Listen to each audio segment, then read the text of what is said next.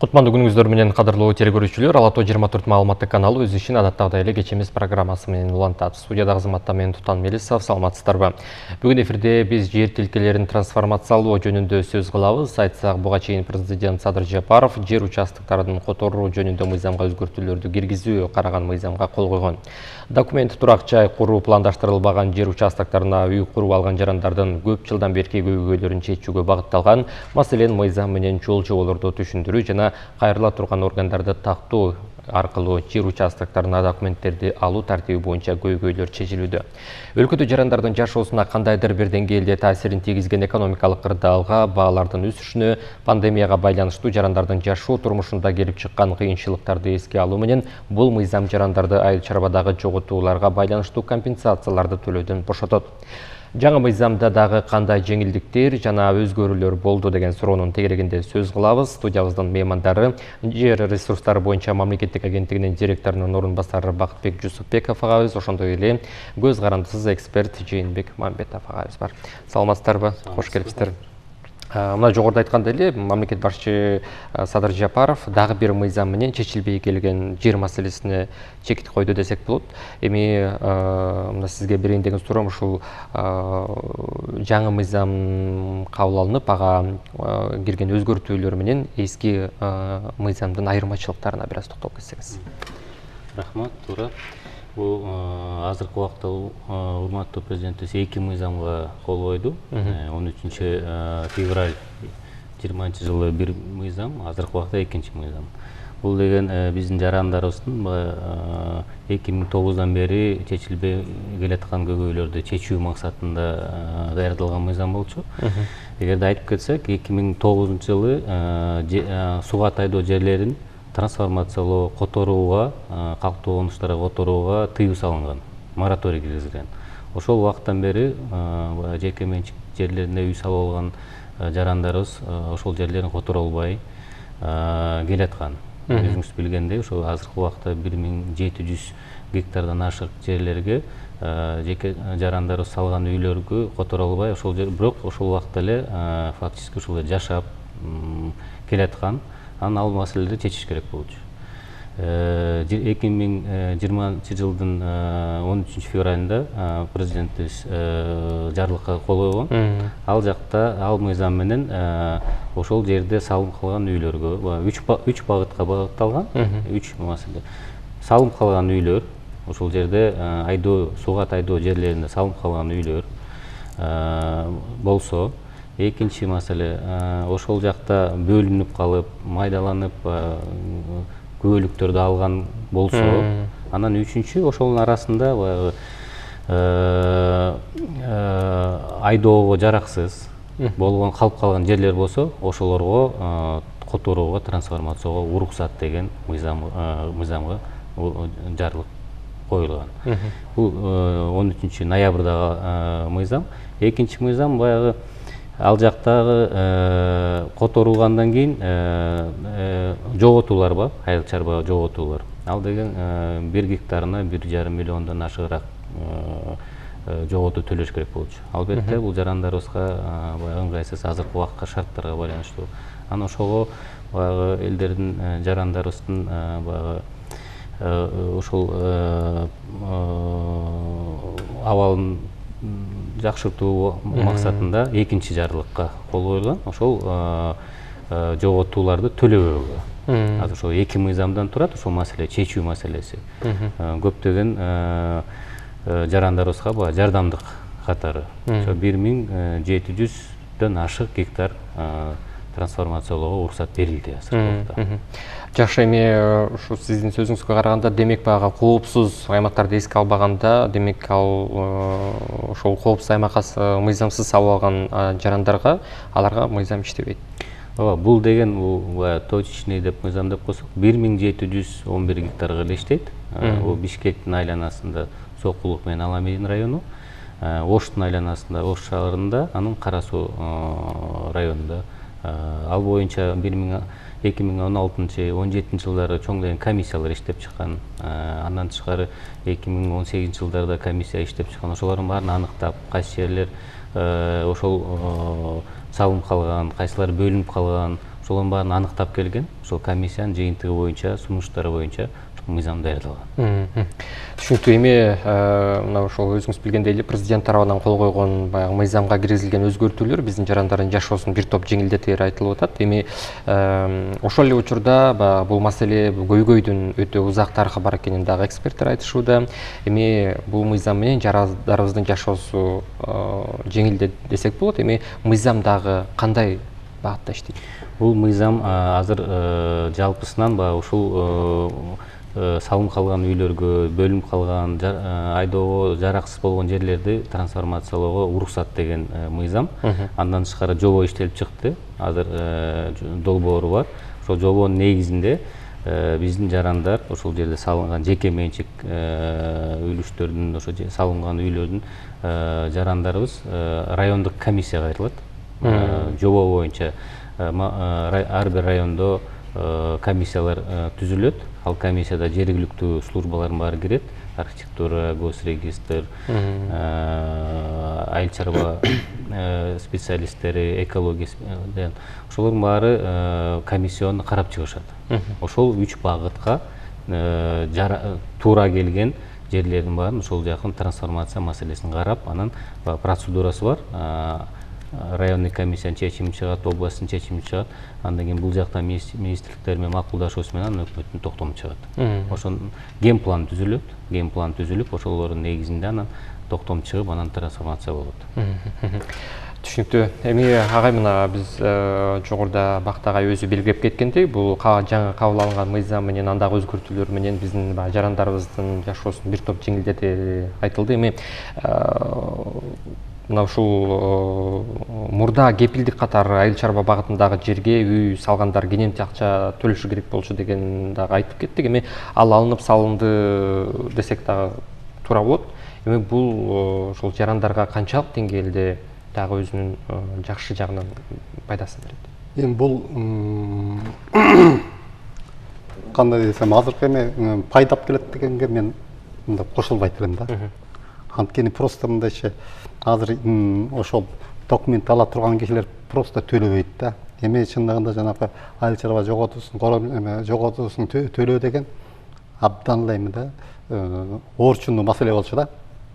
Анткени азыркы учурда ошол жерде жашап аткан тургундардын ичинен 5-10% жөн эле төлөп коюшу мүмкүн. 90% чындыгында бул коромчулукту төлөш өтө кыйын болчу да. Эми чындыгында бул жерде деген жеңилдик конечно болду, анткени алар коромчулукту төлөбөйт да. Коромчудо эле бир топ акча. Кыйналып турган элге кайра төлөш өтө кыйын. Чындыгында бул түшүнүк боюнча караганда бул жеңилдик болот да.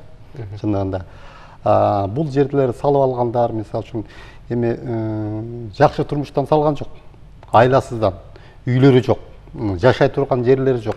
Ушул турак жай маселеси аябай курч тургандыктан айласыздан ошондой жерлерге салынып алган. Анын ичинде өзүнүн жерлерин башкалар сатып алып, мисалы үчүн айыл чарба жерлерин сатып алып, сатып ийгендер да бар.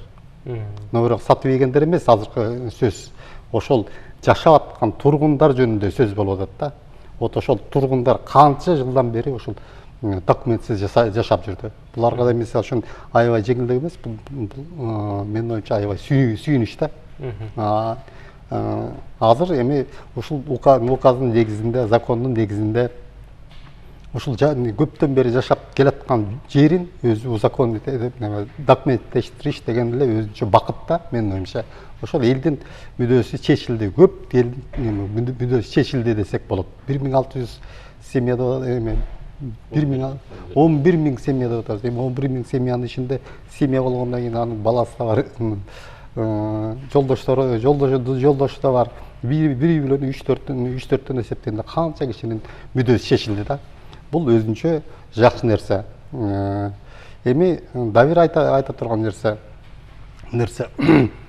мындан кийинки трансформация боюнча боло турган болсо, менин оюмча, как көз каранды эксперт катары айтып кетели, биздин мамлекетте ушу жер саясатын жүргүзсө. Анткени азыр биз деген Бишкектин тегерегин, ала менен сокулукту баары берип салсак, биз деген азыр айдоо жерин аеосуз жоготуп салабыз да. Жанагындай башка жерлерде мындайча бир мамлекеттик деңгээлде баарын текшерип, баарын кайсы жерлерди берсе болот, кайсы жерлерди бербесе болот, берсе болбойт. Ошолордун баары программа иштеп чыгыш керек. Программа эмес, проект иштеп чыгыш керек. Ошон үчүн эң биринчи биздин азыркы биздин айдоо жерлери болобу, айыл чарба жерлери болобу, ошонун сапаттуулугун, жогорку сапаттагы жерлерди изилдеп чыгып, ошолорду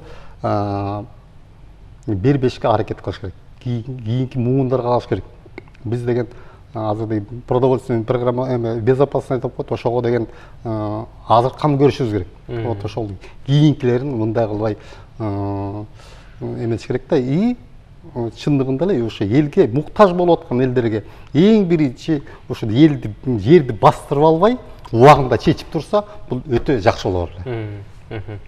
Эми агай, мына ушул кеширалистердин айтымында алдыда турак-жай түшкөн жер тилкелерин иретке келтирүү жумуштары аткарылат экен. Эми бул учурда жарандардын нелерге көңүл буруш керек? Эми эң биринчи өзлөрү деген убакытта кайтарылыш керек да.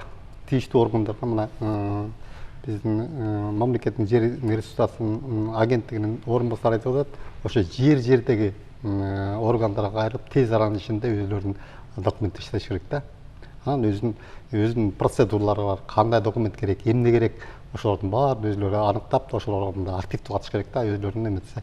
Биз кээ учурда мисалы үчүн госрегистр жаңы уюшулуп, где-то 1999 жылы системалык каттоо жүрдү да.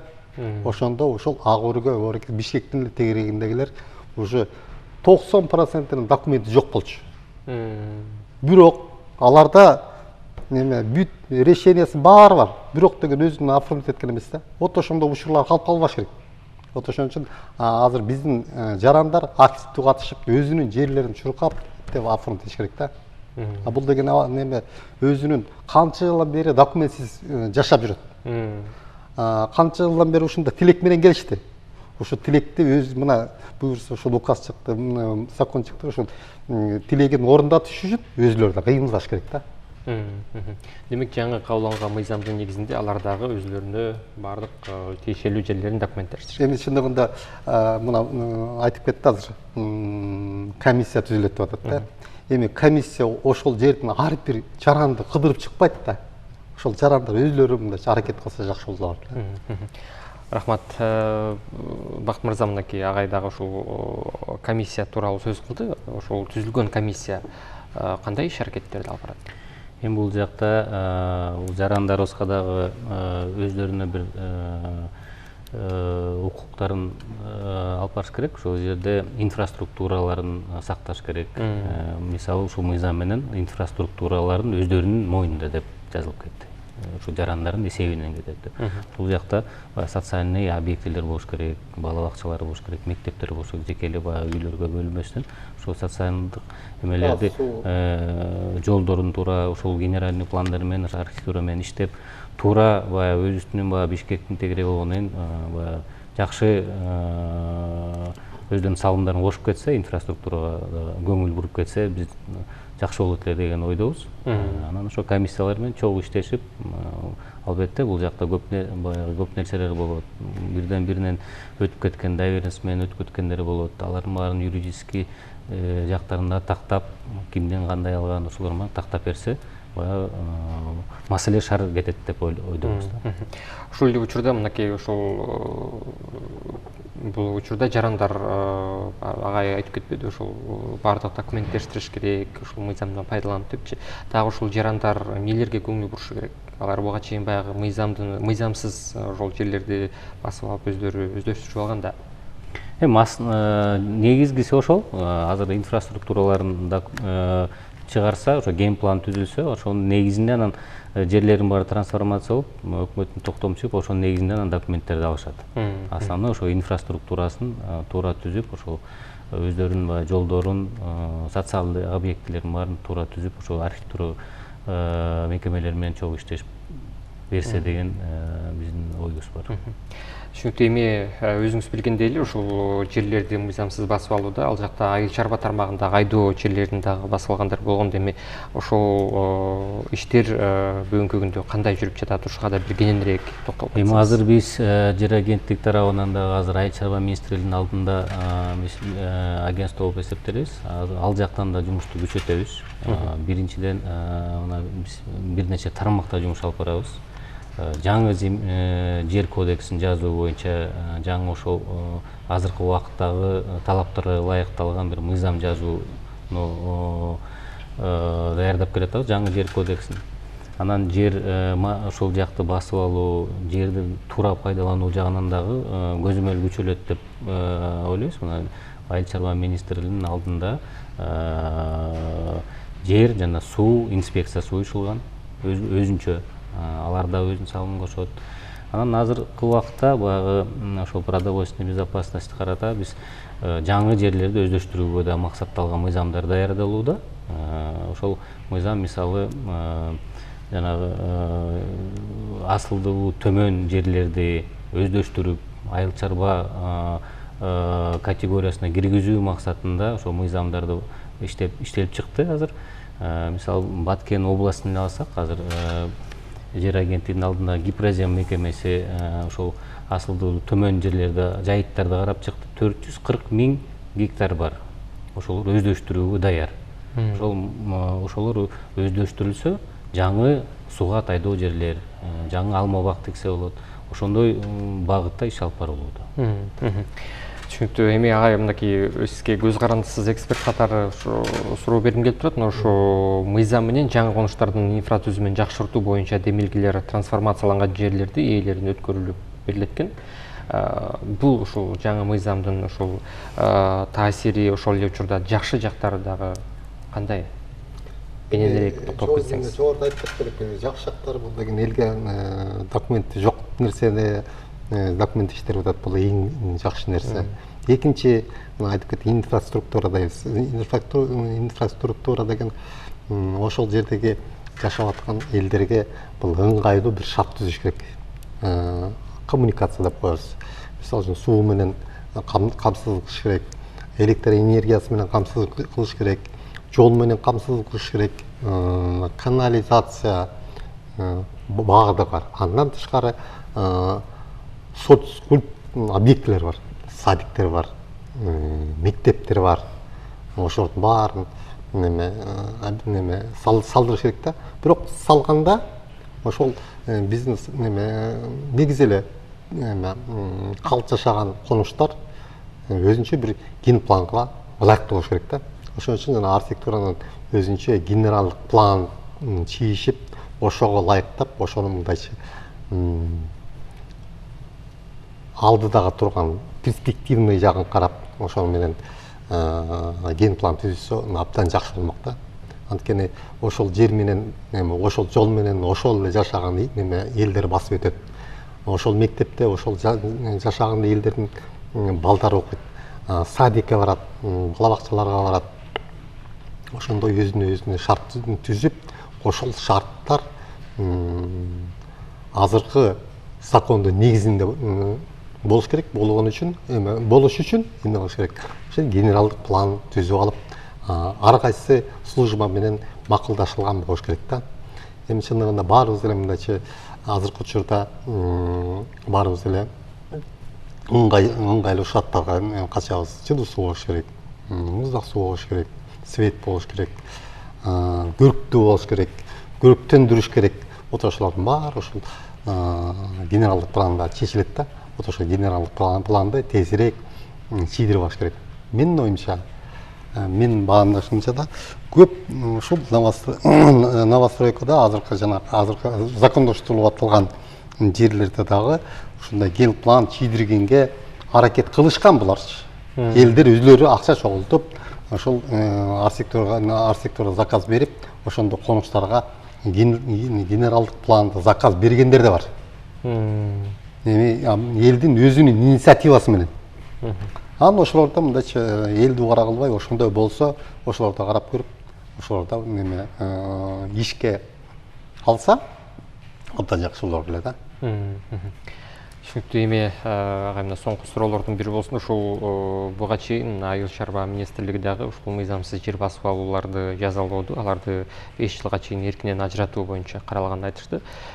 Эгерде мындан ары дагы бул мыйзам күчүнө кирди да, ага өзгөртүүлөр да кирди. Эгер дагы мындан ары дагы мыйзамсыз жерлерди басып алуулар улана берсе, аларга кандай чара көрүлөт? Ооба, туура суроо болду. Биз Айыл суу чарбасы жана аймактар өнүктүрүү министрлиги ошол мындан аркысына биз ошол бир күчтүү бир көзөмөл жүргүзүлөт деп ойлойбуз. Андан ары баягы уголовный кодекске дагы өзгөртүүлөр кирген. 5 жылдан 7 жылга чейин эркинен ажыратуу, анан жана штраф 180 миңге чейин штрафтары бар. Бул дагы бир бөгөт коет деген ойдойбуз. Рахмат. Эми ушул боюнча жалпы биздин жарандарга болгон кайрылууңуздар же сунушуңуздар болсо? Эми баары ошол жерде жашап аткан жарандарга ийгилик каалайбыз.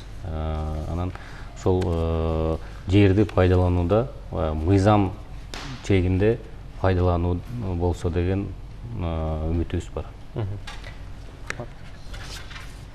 Урматтуу жер участкалардын ээлери, буюрса силердин маселеңердин көп нерсеси чечилди. Эң айкы ушуга чейин күттүңөр, ушуга чейин жүрдүңөр, ушуга чейин канчалык ар кимиңер переживать эттиңер. Ушул мыйзамдын чегинде ар бириңер ошо өзүңөр турган үйлөрдү документтештирүү абдан жакшы нерсе. Силерге ийгилик каалайм. Ар дайым ошо документ менен, закон менен жашоого умтулалы.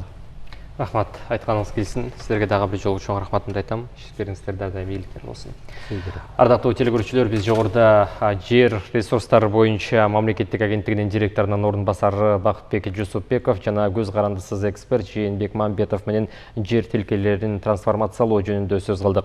Белгилей кетсек, ушул кезге чейин жер участокторун трансформациялоодо турак жайларды куруп алган жер тилкелеринин ээлери айыл чарба жоготууларын жана алынбай калган пайданы төлөшү керек болчу. Ошондой эле мыйзам менен жаңы конуштардын инфратүзүмүн жакшыртуу боюнча демилгелер трансформацияланган жерлердин ээлерине өткөрүлүп берилет. Сиз көргөн Кеч эмес программасы болду. Бүгүнкү иш күнүңүз ийгиликтүү улансын. Биз менен бирге болуңуздар.